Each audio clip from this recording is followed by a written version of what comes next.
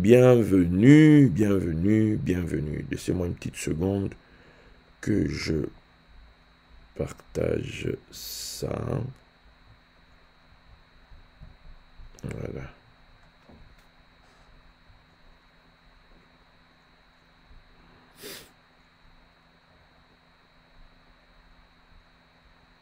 Bien. Donc,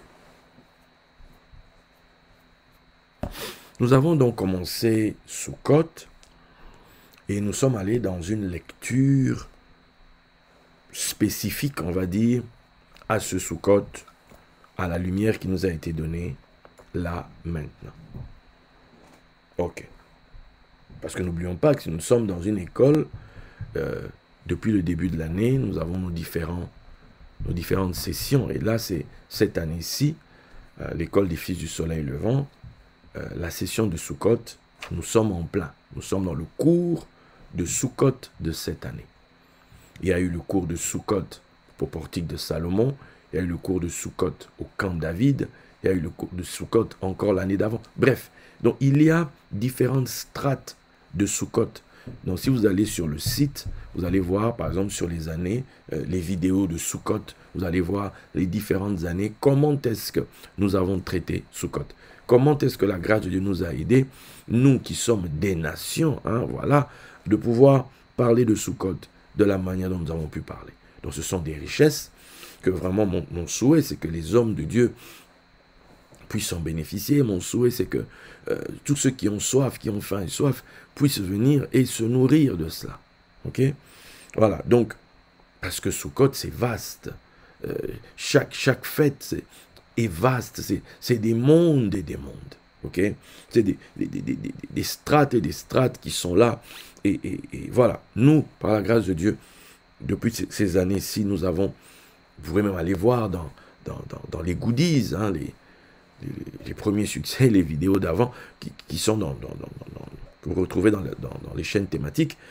Là-bas aussi, il y a des Sukkot. Vous voyez? Donc, là maintenant, nous sommes à cette classe, de cette session de cette année. Donc, prenez place et acceptez peut-être d'avancer avec moi là où je vais. Voilà. 4e soir. Pour commencer, pour comprendre ce 4e soir, il faut savoir de quoi on a parlé hier. Hier, le 3e soir, on a parlé de la fécondité. Okay? Le thème qu'on a donné d'ailleurs, c'est « Sois fécond à l'extrême ». Et dedans, on a parlé du signe de la fécondité. Le signe de la fécondité, c'est quoi? C'était la circoncision. Ok? C'est la circoncision. Et on a compris que la circoncision, c'est lié à la croix. Voilà, la circoncision de Christ, c'est la croix. Bon. Et qu'est-ce qui se passe? C'est le dépouillement de la chair, c'est qu'on ôte le voile.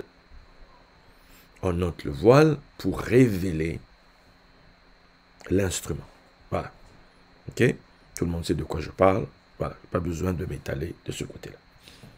Donc, on ôte le voile. Maintenant, quelqu'un dira, mais à quoi? Pourquoi? Pourquoi doit-on ôter le voile? Après tout, il y a des nations entières où physiquement, ce n'est pas fait. Ok? Ce n'est pas pour autant que ça ne sert pas. Ça sert. Mais quelle est l'idée qu'il y a derrière le ôter le voile? L'idée derrière la circoncision. Donc, c'est de là qu'on va partir aujourd'hui. C'est de là qu'on va partir aujourd'hui.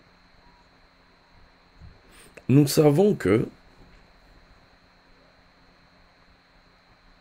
à Sukkot, il y a les 7 invités. Okay? Nous savons que à Sukkot, comme nous l'avons dit le premier soir, que derrière ces 7 invités, il s'agit en fait du soleil, avec ses 7 rayons. Ok? Bien. Mais nous avons aussi appris par rapport au bâton que ce soit le sceptre, que ce soit le bâton, que ce soit aussi le rayon du soleil, on ne parle que d'une seule chose. On parle du membre de l'homme, du phallus. Ok? C'est de cela dont on parle. Mais quand on parle de 7 rayons, quand on parle de 7 invités, il y a encore une chose dont la Bible parle. On parle des 7 cornes. On dit l'agneau avait sur sa tête 7 cornes. Donc, forcément, quand on parle de cornes, on sait de quoi on parle, j'ai déjà enseigné dessus.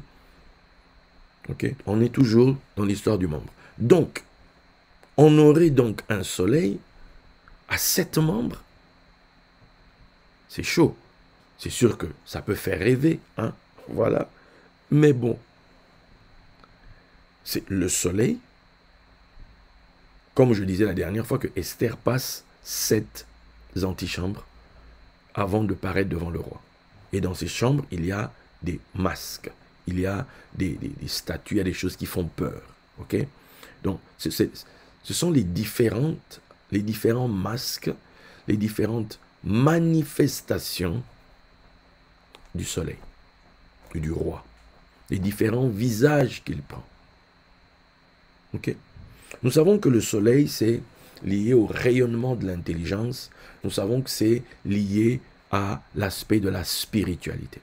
Parce que la période dans laquelle nous sommes maintenant, c'est le moment où ce soleil qui est monté si haut descend et va à couvert, va dans une maison, va dans l'ombre quelque part. Donc c'est le temps où on quitte la spiritualisation pour passer à la matérialisation. Ok? Quelqu'un disait, j'ai lu l'autre jour, une expression que j'ai noté ça, que j'ai apprécié. Voilà, la corporification de l'esprit. Voilà, il y a le temps de la spiritualisation du corps et il y a le temps de la corporification de l'esprit. C'est fort le mot, c'est fort. Hein? Répète après moi, c'est fort. C'est fort, Bishop. Voilà. La corporification de l'esprit. Donc, c'est cette période-ci, c'est la matérialisation. Nous, on appelle ça la matérialisation. Okay? C'est le temps où tout ce qui est spirituel, voilà, le soleil, donc, c'est l'esprit. L'esprit. Maintenant, l'esprit va prendre des formes. Voilà. Il va prendre différentes formes. Dans sa matérialisation, il va prendre des formes. Dans sa matérialisation, il va donner, on va dire, des directions. Des directions données. Ok? Il y a toujours, par rapport à ce que tu dois devenir, un point où tu dois te coucher sur l'autel, comme Isaac. C'est-à-dire en mode passif, où Abraham tient le bâton, tient le couteau, la symbolique du principe mâle et femelle. Il y a toujours ce moment-là où tu dois accepter que cette parole-là te transforme, que tu deviennes à l'image de cette parole-là, que tu produises cette parole-là. Plus la tienne, plus ta mentalité que tu avais avant, non. Tu dois adopter la mentalité du royaume vers lequel on t'emmène. Si tu ne fais pas le travail comme Marie et les 7 autres qui travaillaient chacune leur instrument, comment veux-tu que Gabriel vienne te parler? Comment veux-tu que tu sois fécondé par la parole et que tu produises cette parole-là? Si tu en es encore à te battre contre le messager, à t'opposer à la parole, soi-disant parce que c'est difficile. Mais va voir les francs-maçons en mode Nigredo. Tu me diras si c'est facile pour eux. En mode Nigredo, Albedo et Rubedo. Dis-moi si ce sera facile pour eux. Va voir dans ma tribu là-bas, quand les gens sont en mode... le moment où on leur met le truc blanc et après le truc rouge. L'étape où l'initiation elle est théorique, après elle doit devenir pratique, où on te pèse. C'est ce que tu arrives au moment où tu vas monter dans le pouvoir. Dans chaque civilisation, tous ces peuples qui montent à Jérusalem, dans toutes ces civilisations, ils ont les cercles ésotériques, les cercles secrets, etc. Et dans tous ces cercles secrets, il y a le même codage. 3 étapes. Mourir, ressusciter et monter. C'est comme ça. Il n'y en a pas au nom. On te prend, c'est pour mourir. Mourir, j'ai déjà enseigné ça. Descendre dans le séjour des morts, c'est-à-dire la putréfaction et compagnie, tout ça. Après la résurrection, c'est une nouvelle vie. Et quand tu te lèves, maintenant tu réalises, tu es au même level de là où tu étais. Maintenant tu comprends, ah, j'ai compris pourquoi on m'a appelé. Maintenant tu montes. Et tu règnes d'en haut. On t'a élevé. Tu vois? On t'a élevé. Il y a toujours l'étape. Mais comment... Je sais pas. Il y a toujours ce travail-là. Tant qu'il n'y a pas le fait de se soumettre, de dire qu'il me soit fait selon ta parole, la semence ne peut pas. Elle ne vient pas. Elle ne va pas entrer. Elle va entrer d'où? Tu vois? Alors, il y a un travail à faire. Le travail, c'est déjà savoir discerner. Notre corne à nous, c'est laquelle? Parce que peut-être que, dans la Bible, on parle souvent de le sacrificateur d'avoir une femme vierge et compagnie, tout ça. Ok. Parlons-en un peu. Je vais prendre l'exemple pour que vous compreniez ce que je veux dire. Parce que les gens disent que quand une femme a déjà connu un autre homme, ou d'autres hommes, il y a ce qu'on appelle la mémoire du corps. La femme peut fermer ses yeux, elle repense à cette personne-là, elle peut ressentir dans son corps les mêmes sensations liées au moment où ils s'unissaient. Comme je l'ai dit l'autre jour, l'union, le corps reste dehors, mais il y a une seule chose qui entre. Donc on s'en souvient. Mais tous les corps ne sont pas pareils. Tous les hommes ne sont pas pareils. Ok?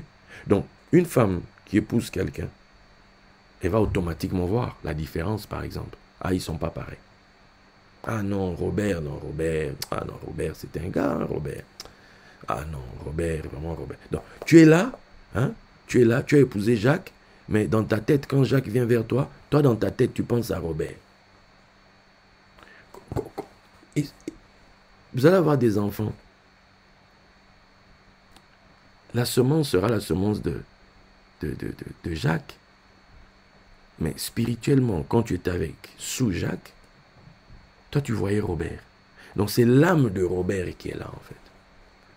Et l'enfant, là, va avoir... sera bizarre. Jacques ne comprend pas cet enfant. Pourquoi l'enfant est comme ça, tout ça? Non, parce que l'âme, il y a une intrusion d'une autre âme qui est venue là. Alors que tu dois te focaliser sur, pour le coup, Jacques, qui est là, pour qu'au-delà de la fusion physique, qu'il y ait maintenant la fusion des deux âmes. Donc c'est quelque chose à éviter. Ça, c'est un conseil que je donne au moment de l'union physique, de penser à quelqu'un d'autre. C'est une très mauvaise chose. Certains vont être là, non, il va penser à un film pour se booster, pour se motiver. Non. Il faut penser à la personne qui est devant. Il faut trouver le moyen d'eux. Sinon, tu vas faire entrer d'autres énergies à cet endroit-là.